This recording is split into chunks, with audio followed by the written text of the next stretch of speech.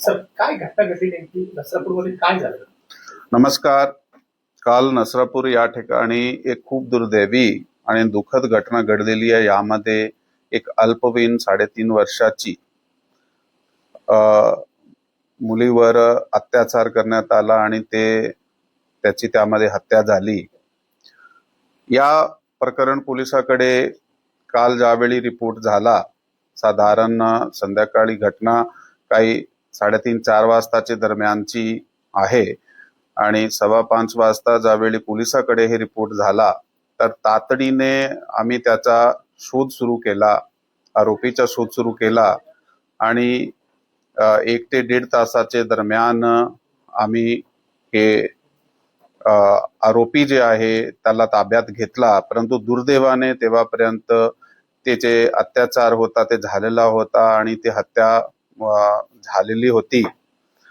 या प्रकरणामध्ये BNS कायद्याप्रमाणे 137(2), 103, 64, 74, 140(1), 140(3), POCSO कलम 4, 6, 8, 12 तहत FIR क्रमांक 169/2026 राजगड पोलीस स्टेशन या ठिकाणी दाखल करण्यात आलेली आहे. पुढील तपास जे चालू आहे, आरोपीला अटक केल्यानंतर आता पुढे तपास आमचा चालू आहे. लोक आक्रमक झालेले आहेत, त्याची मागणी आहे की प्रकरण लवकरात लवकर फास्ट कोर्टात चालावं. त्या दृष्टीनं काय तयारी केली आपण, काय करतो पुढे तपास?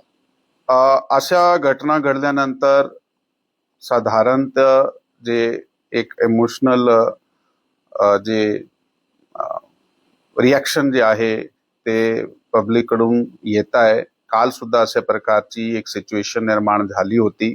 त्यामध्ये काही वेळापुरता लोक रस्त्याकडे आले होते. मग त्यांना समजून जाऊन सांगितलं गेलं आहे की आम्हीच तपास करणार आहे आणि ह्यामध्ये जे आरोपी होता त्याच्या बाबत काही कुठल्याही प्रकारची माहिती नव्हती. परंतु तांत्रिक आणि गोपनीय जे आम्ही आपले यंत्रणे वापरले तर तातडीने 1-1.5 तासामध्ये आरोपी अटक करण्यात आलेला आहे. पोलिसने ताबडतोब कारवाई केलेली आहे. आता तुम्ही आमचं सहकार्य करा. ते लोकांनी काल ऐकलाय, सहकार्य केलाय, ते शांततेने आहे, ते प्रोटेस्ट करताय, परंतु ते शांततेने आहे आणि पोलिसाच्या सहकार्य करत आहात. आणि आपला जे म्हणणं आहे की नक्की या केस जे आहे ते तातडीने ह्याची चार्जशीट केली गेली पाहिजे, हे आश्वासन आम्ही काल सुद्धा लोकांना दिला होता आणि हे फास्ट ट्रॅक पद्धतीने चालला पाहिजे आणि आरोपीला सक्त जे पनिशमेंट आहे ते भेटली पाहिजे. यासाठी आम्ही प्रयत्नशील आहात. त्याप्रमाणे तपास आमची विशेष टीम करत आहे. ह्या आरोपीचे विरुद्ध अगोदर अशाही प्रकारचे गुन्हे आहेत. ते 1998 मध्ये त्याच्या विरुद्ध एक विनयभंगाचा गुन्हा होता. त्याच्यानंतर 2015 मध्ये त्याच्या विरुद्ध एक विनयभंग आणि पॉक्सो गुन्हा होता, ज्यामध्ये पॉक्सो आणि विनयभंगाचे कलम होते.